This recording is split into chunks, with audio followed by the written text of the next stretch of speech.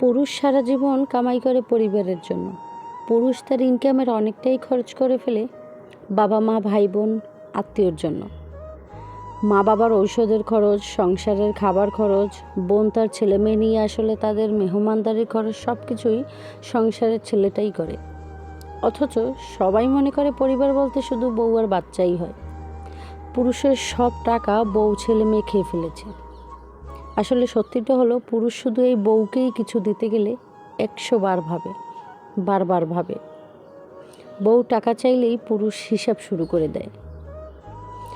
পুরুষ শুধু বউয়ের বেলাতেই বলে ফেলে, তুমি টাকা দিয়ে কি করবে? সব কিছু তো আমি তোমাকেই দিয়েছি। আমি যত যা ইনকাম করি সব তো তোমাদেরই, সবই রেখে যাব। তখনই শুরু হয় তাদের সব কথা।